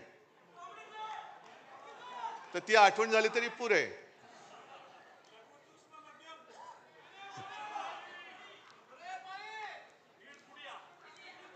तुम्ही असं बोलायला लागल्यावर मला पुढे काय बोलायचं ते सुचत नाही, कारण मला डोळ्यासमोर सगळे यायला लागतात. तर ही सगळी पाळीव बेडकं ही यायला लागतील, बोंबलतील. पण या चोरांना खरंच मी तर म्हणेन लाज लज्जा शरम काही त्यांनी ठेवलेली नाहीये. नॅपकिन आहे तो सुद्धा काय ठेवला ते कळत नाही. असा हा भाजपा, म्हणजे ज्याचा उल्लेख माझ्या मते आधी पण भास्करराव तुम्ही बोलत होतात, अंबादासनी केला असेल, संजय राऊतांनी तर केलाच. पण विशेषतः अंबादास तुमचं कौतुक करायचंय आणि माझ्या मराठवाड्यातल्या सगळ्या सैनिकांचं कौतुक करायचंय.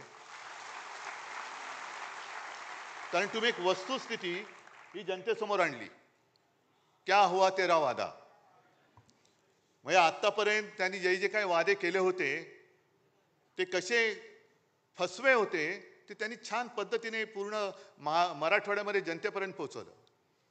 मग आता माझा प्रश्न तुम्हाला सगळ्यांना आहे की निवडणूक जिंकण्यासाठी माता भगिनींशी केलेला वादा, जनतेशी केलेला वादा जो पक्ष पाळत नाही तो पक्ष त्यांनी मला केलेला वादा हा मी तेव्हापासून बोलत होतो की यांनी वादा केला होता की 2.5 वर्ष शिवसेनेचा मुख्यमंत्री होईल आणि हे सांगत होते असं काही घडलंच नाही. मग हा काल परवाचा तुम्ही केलेला जनतेशी वादा खरा होता की खोटा होता?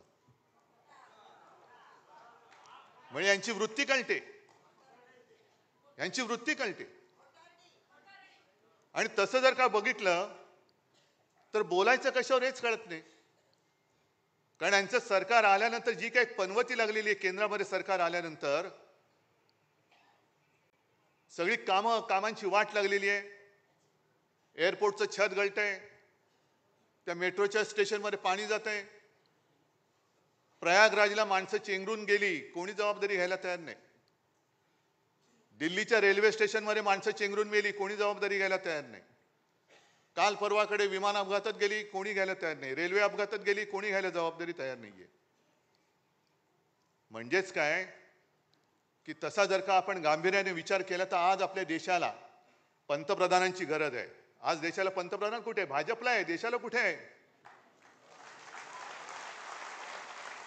देशाला गृहमंत्र्याची गरज आहे, घरफोडे अमित शहाची नाही. देशाला संरक्षण मंत्र्यांची गरज आहे, गुंडांना संरक्षण देणाऱ्या देवेंद्र आणि राजनाथ सिंगांची नाही. तुम्ही देशाचे संरक्षण मंत्री आहात का गुंडांचे संरक्षण मंत्री आहात? तुम्ही देशाचे गृहमंत्री आहात की तुमच्या पक्षाचे घरफोडे मंत्री आहात? आणि मोदीजींना सुद्धा मला विचारायचंय, मी आता जास्त कठोर शब्दात बोलणं देशाच्या पंतप्रधानांना बरोबर नाहीये,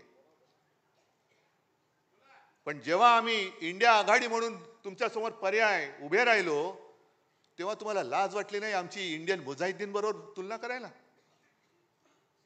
मग जरा आम्ही इंडियन मुजाहिद्दीन सारखे होतो तर आज जगभरामध्ये तुम्ही न केलेल्या शौर्याचं कौतुक सांगण्यासाठी आमच्या पक्षातले खासदार तुम्ही का पाठवलेत? आम्ही इंडियन मुजाहिद्दीन आणि तुम्ही कोण?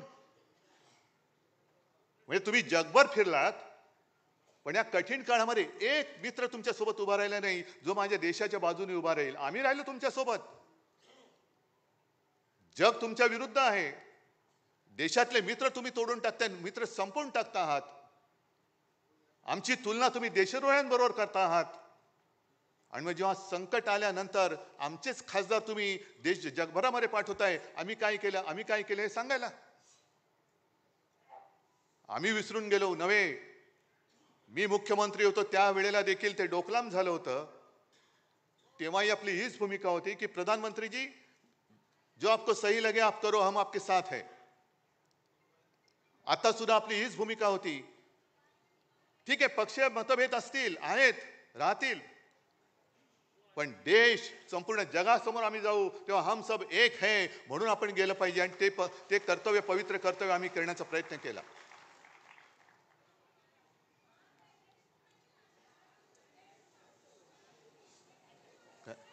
नाही ठीक आहे, जरा थांब.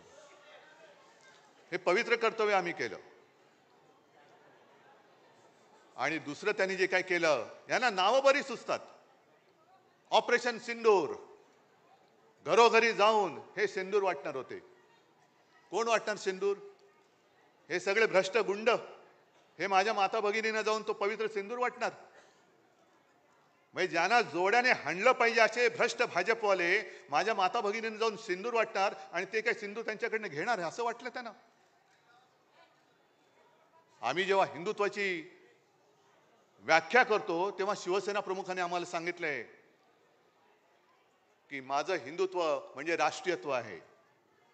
आम्ही हिंदू धर्म मानतोच आहोतच, पण त्याच बरोबरीने राष्ट्र धर्म सुद्धा पाळणारे आम्ही कट्टर देशाभिमानी हिंदू आहोत. हा देश जो आपला मानतो, या देशासाठी जो मरायला तयार आहे तो आमचा आहे. जातपात धर्म त्याचा आम्ही नंतर बघू, पण हा देश जो आपला मानतो आणि या देशासाठी तो वाटेल ती कुर्बानी द्यायला तयार आहे, तो कोणी असला तरी तो आमचा आहे. मग मला मोदींना विचारायचं आहे,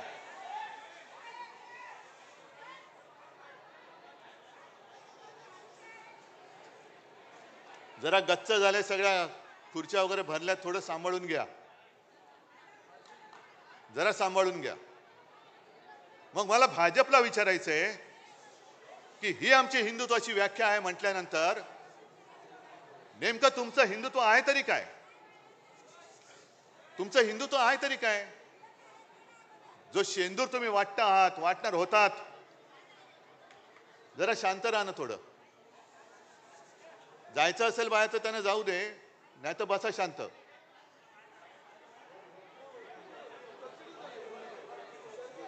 गर्दी झाली जरा थोडा, हा वरती दारात, इकडे खाली काय नाही, वरती गर्दी झाली, त्यांना आत यायलाच जागा नाहीये.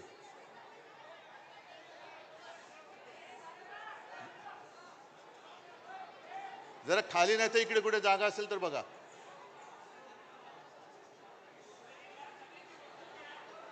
बरं ठीक आहे, चला, ते वरती सांभाळतात सगळ्यांना, आपण आपलं सांभाळू इकडे.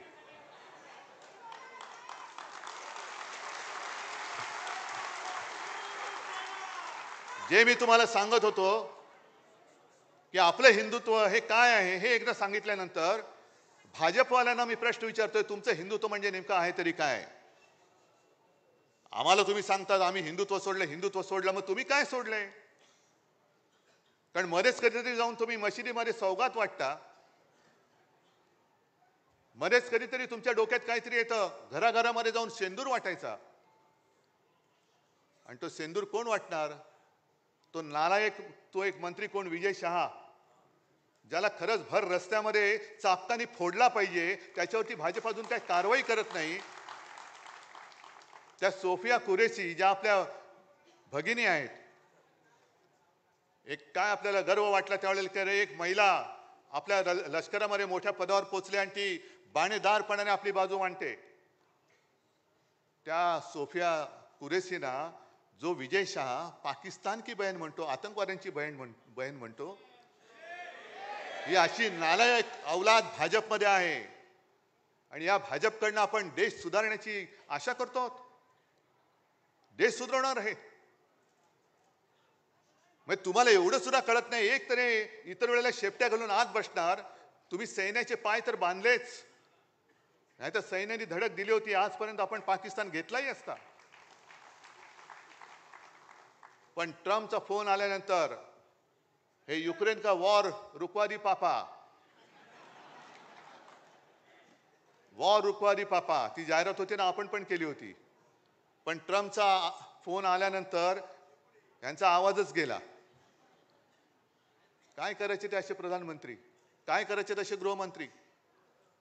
संजय राऊत, तुम्ही जो प्रश्न विचारला तो बरोबर आहे की ते 4 अतिरेकी आतमध्ये आले कसे? संरक्षण मंत्री काय करतायत, गृहमंत्री काय करतायत? खाड गोळ्या घालून आपले पर्यटक तिकडे जे गेले होते त्यांना गोळ्या घालून मारणारे अतिरेकी गेले कुठे? पाताळात गेले, आकाशात गेले का भाजपात गेले? अजून मिळत कसे नाहीत सांगता येत नाही त्यांना. गेलेही असतील, घेतलेही असतील. कारण आता फक्त दाऊदला घ्यायचं बाकी राहिलेलं आहे, बाकी सगळं झालेलं आहे. आणि जसं आपण सदस्य नोंदणी करतो, कुठे करतो आपण? घरोघरी जातो, आपल्या शाखेमध्ये करतो, काही ठिकाणी पब्लिक प्लेस असतात तिकडे करतो, बरोबर ना? पण मला आता कोणीतरी सांगितले की भाजपने आता नवीन सुरू केले, जेलच्या तुरुंगाच्या दरवाजाच्या बाहेर त्यांनी स्टॉल टाकलेत. इथे येतो का तिथे जातो. म्हणजे काय, किती लोकांना बदनाम करायचं, आयुष्यातून उठवायचं, भ्रष्टाचारी म्हणून बोंबाबोंब करायची, संपूर्ण कुटुंबाला बदनाम करायचं, मग त्याच्या मागे SIT लावायची. आता बघू ना, ज्या ज्या गोष्टी या भाजपवाल्यांनी तेव्हा अगदी देवेंद्र फडणवीसांनी सांगितलं होतं, SIT लावू, हे लावू, ते लावू. मग SITची काय तुमची ST झाली, सगळ्यांनी घेऊन जाणारी? आता बघूया. म्हणजे सगळ्यांना बोंबलून, भ्रष्ट म्हणून बोंबलून टाकायचं, बदनाम करायचं. 70,000 कोटीचा घोटाळा आलं काय, छे छे छे छे छे, पाय धुवून त्यांचं पाणी पितायत. सिंचन घोटाळा ना, म्हणून पाणी पितायत. अशी संपूर्णपणे या देशाची वाट लावली यांनी. आणि आता शिवसेना संपवायचं स्वप्न बघतायत. अरे तुम्ही किती स्वप्न बघा, शिवसेना तुम्हाला संपवून, तुमच्या सगळ्या भ्रष्टाचारांना खतम करून तुमच्या छाताडावरती नाही भगवला तर शिवसेना म्हणून नाव नाही सांगणार. फक्त एक गोष्ट लक्षात ठेवा की आपल्याला आता भांडून चालणार नाही. आपल्याला म्हणजे आपल्यात नाही, पण भाजपची जी काही एक नीती आहे, त्यांनी विधानसभेच्या वेळेला एक ती नारा दिला होता, बटेंगे तो कटेंगे. आपल्याला वाटलं होतं हिंदू मुसलमान तर केलंच, पण आता मुंबईमध्ये विशेषतः हिंदूंमध्ये मारामाऱ्या लावायच्या. मग हिंदी सक्तीची करायची. मग हिंदी सक्तीची झाली म्हणजे ज्या हिंदी भाषिकांना आपण 92-93 साली वाचवलं होतं तेच आपल्यापासून दूर तोडायचे. हिंदी सक्ती तर होऊ देणारच नाही. करायची असेल हिम्मत तर देवेंद्र करून बघा. हिंदीचं आमचं काही वैर नाहीये, पण सक्ती कशासाठी करता? हिंदी सक्तीची करायची असेल तर तामिळनाडूमध्ये जाऊन बघा ना, नुसतं तुम्ही उच्चार करून बघा काय करतात ते. अजून तुम्ही हिंदी सक्तीची गुजरातमध्ये केली की नाही मला कल्पना नाही. मग गुजरातमध्ये करा ना, तिकडे जाऊन बसा, तिकडे ते काय सू करे छे.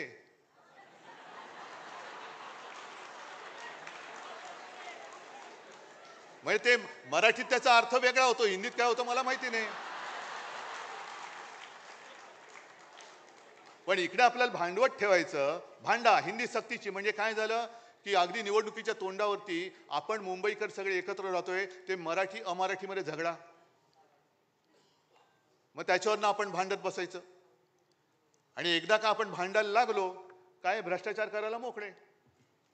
आता ज्या काही बातम्या येत आहेत, म्हणजे काय बातम्या तर त्या महिलांवरती होणाऱ्या अत्याचाराच्या, त्यांच्या हत्येच्या वाचवत पण नाहीये, पण त्या बातम्या रोज देत बसायच्या आणि ह्यांच्या येणाऱ्या बातम्या ह्या दाबून टाकायच्या. एक 8-15 दिवसापूर्वी एक बातमी आली होती, किती जणांच्या लक्षात आहे? या मिंद्याच्या काळामध्ये 3000 कोटींनी जास्त असलेले टेंडर सुप्रीम कोर्टाने रद्द केलं होतं. किती लोकांना माहिती आहे? 3000 कोटी रुपये गेले कुठे? गेले ना.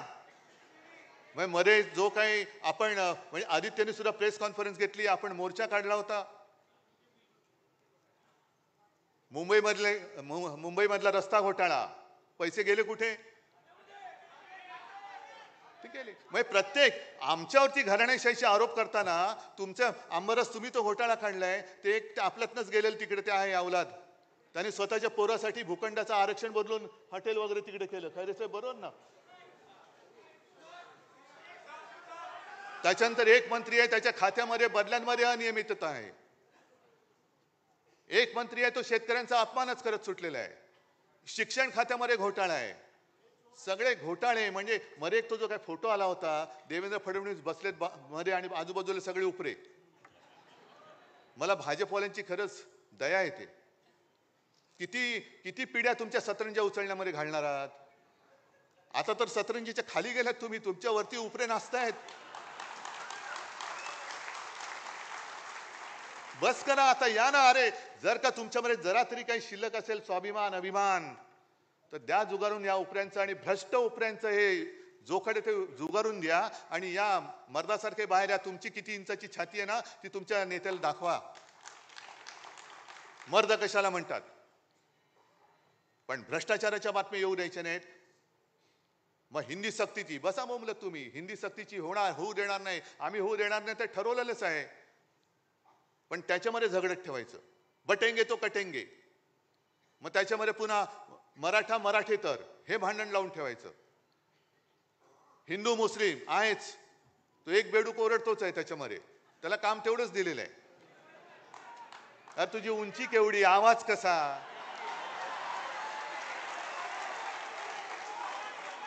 म्हणजे उंची पेंग्विनची, चाल बदकाची, आवाज कोंबडीचा.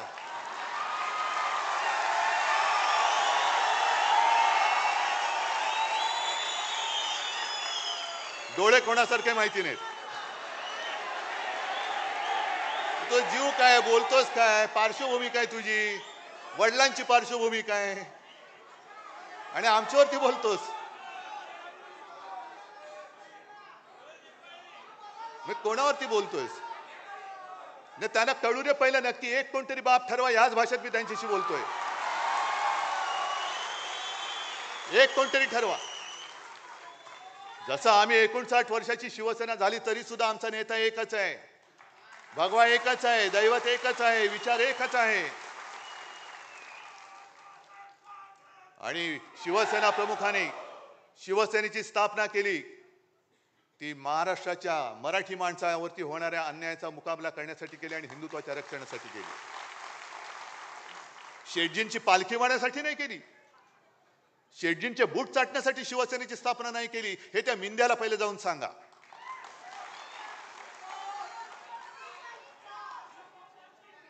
हे एवढे गद्दारीने फसफसून टाकलेले आहे. मला आता ही चिंता वाटायला लागली. आम्ही बोलतोय, मी बोलतोय, अरे पण काय तुम्ही फरक बदल घडवणार आहात की नाही?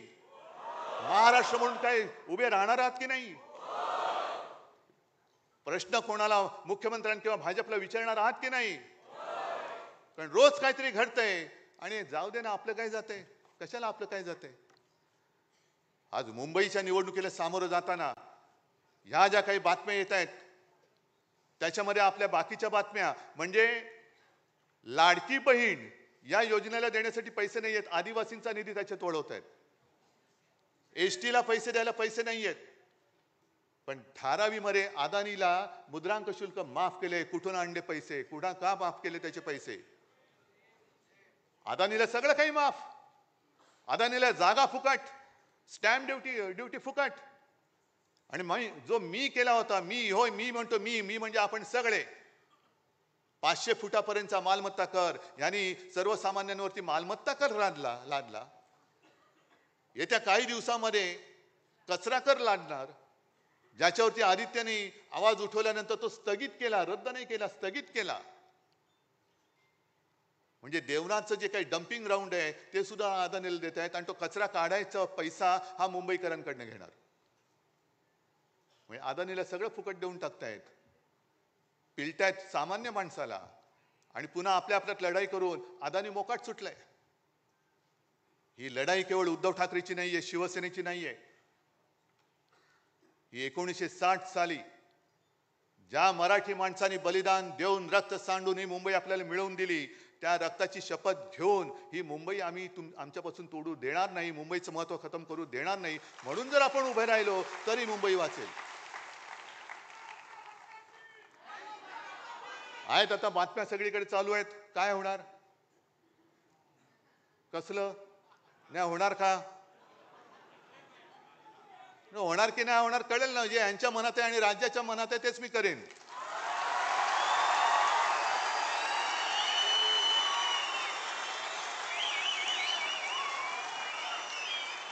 पण ते होऊ नये, ते होऊ नये. मराठी माणसाची शक्ती एकत्र येऊ नये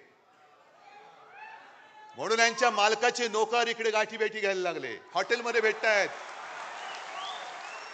मालकांचे नोकर तुम्ही. कारण जर का मुंबईवरती ताबा यांना मिळाला नाही आणि मुंबई परत शिवसेनेच्या ताब्यात आले, आम्ही घेणारच आहोत, आम्ही घेणारच आहोत. मुंबई जर का पुन्हा मराठी माणसाच्या ताब्यात गेली तर मालकाच्या मित्राचं कसं होणार, अदानीचं कसं होणार. त्याच्यामुळे मराठी माणसाची शक्ती एकवटता कामा नये. याच्यासाठी हे मालकाचे त्या शेटजीचे नोकर, हेच मी म्हणेन, आणि त्या नोकरांचे नोकर जे आज नालायकपणाने वर्धापन दिन साजरा करतात ते शेटजींच्या नोकराचे नोकर आहेत. म्हणून किती प्रयत्न चाललेत, होणारच नाहीत, होणारच नाही. अरे तुला काय करायचं, तुला नाही होत, आमचं आम्ही बघू ना, आम्ही बघू आमचं काय करायचं ते. पण जर तुम्हाला कोणाला वाटत असेल की तुम्ही शिवसेना प्रमुखांचा ब्रँड पुसून टाकाल तर तुमचं नामो निशाण आम्ही महाराष्ट्राच्या धर्तीवरून पुसून टाकल्याशिवाय राहणार नाही. नामो निशाण पुसून टाकू आम्ही भाजपच्या या महाराष्ट्रातून. आणि आज तर मी तयारीने उभा आहे. तुमची तयारी काय मला कल्पना नाही. मी तुम्हाला एकच आठवण सांगतोय, माझी तयारी मी तुम्हाला सांगतो. 92-93 साली जेव्हा दंगा भडकला होता देशद्रोह्यांच्या विरुद्ध, तुम्हीच सगळे शिवसैनिक रस्त्यावरती उतरला होतात आणि छातीचा कोट करून मुंबई वाचवली होती. तेव्हा एक व्यक्ती आली होती बाळासाहेबांकडे, बाळासाहेब आता बस झालं, आता पुरे झालं. आता ती कोण व्यक्ती मी सांगत नाही, आज आहे ती हयात. आणि बाळासाहेबांनी सांगितलं की अरे एक पिक्चर मी पाहिला, प्रहार नावाचा. कोणाचा? नाना पाटेकर. किती जणांनी पाहिलाय? आहे ना. त्याच्यामध्ये नाना पाटेकर त्या गुंडांसमोर उभा राहतो आणि त्यांना सांगतो कम ऑन किल मी. तसं आम्ही या गद्दारांच्या समोर उभा आहे आणि सांगतोय त्यांना आम्ही कमॉन किल मी. असेल हिंमत तर या अंगावर. फक्त अंगावर येणार असाल तर एक गोष्ट नक्की करा. अमिताभ बच्चनचा तो पिक्चर होता ना, ॲम्ब्युलन्स घेऊन यायचा, तसा अंगावर माझ्या येणार असेल तर ॲम्ब्युलन्स घेऊन यायची. कारण येताना सरळ याल, जाताना आडवे होऊन जाल. सगळ्यांना धन्यवाद. जय हिंद, जय महाराष्ट्र.